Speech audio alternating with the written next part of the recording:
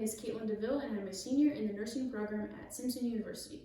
For my leadership rotation, I had the opportunity to follow Shannon Edens, who is the Director of Perioperative Services at Shasta Regional Medical Center, or SRMC.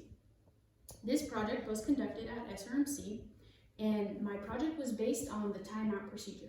This can be defined as a final check to ensure that it is the correct patient, the correct site, and the correct procedure. It also gives the OR team an opportunity to discuss any issues or problems they may have.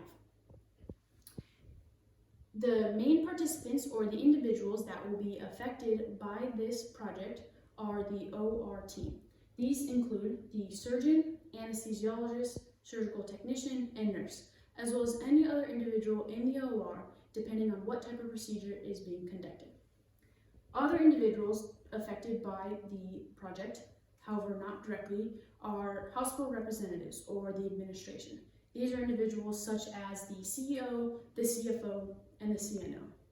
The OR team will be affected by this project because it deals with their schedule or their procedure they have before the surgery occurs, their surgical checklist, if you will.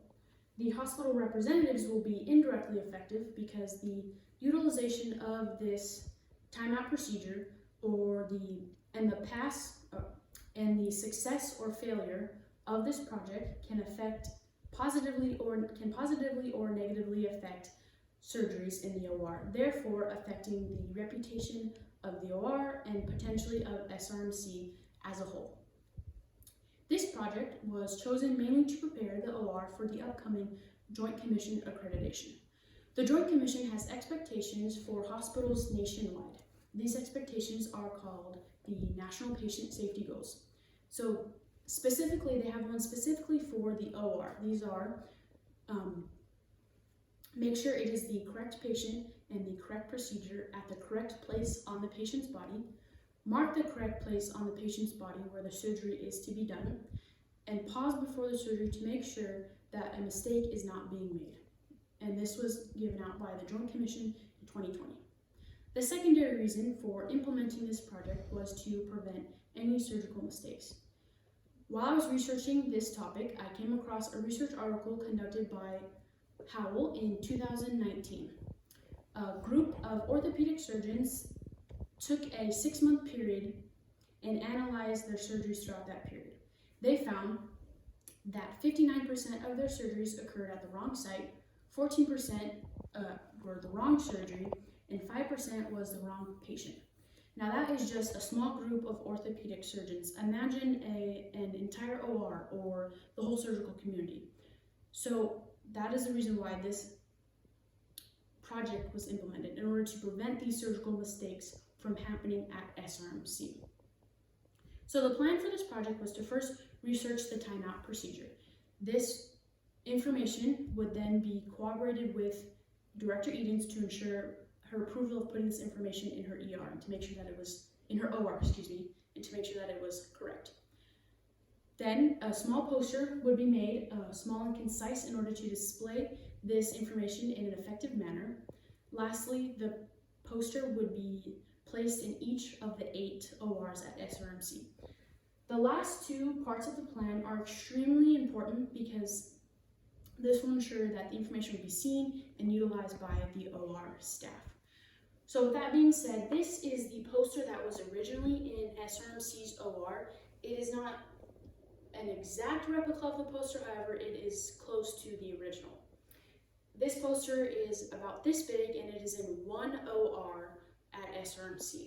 This is the poster that this project created, and you can clearly see that it states what needs to be done, and it's small and concise, and this will be placed in all 8 of SRMC's ORs. So this will then be evaluated, just like the orthopedic surgeons did, in a 6-month period. Throughout this 6 months, the surgeries will be carefully monitored and data be charted on. At the end of this 6 months, the data will be audited, and the success or failure of this project will be determined by goals set out by Brenkel, Gaylor, and Milligan in a research experiment of the timeout procedure that they did in 2019. These goals being that there are no surgical mistakes, that there's a compassionate patient care environment, and that there's increased staff engagement in the timeout procedure. This topic was chosen by me under the guidance of Director Edens.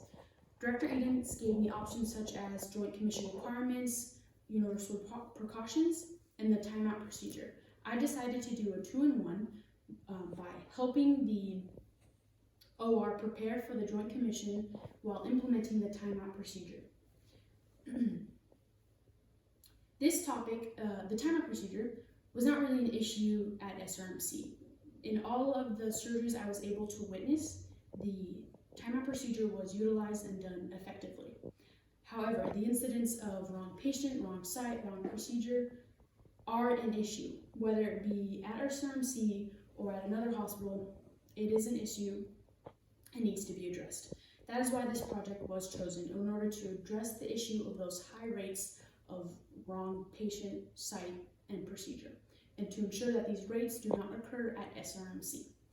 Data was not yet collected on this project because, again, it needs to be done in a 6-month period. However, while gathering research and following Director Edens around, I was able to identify effective communication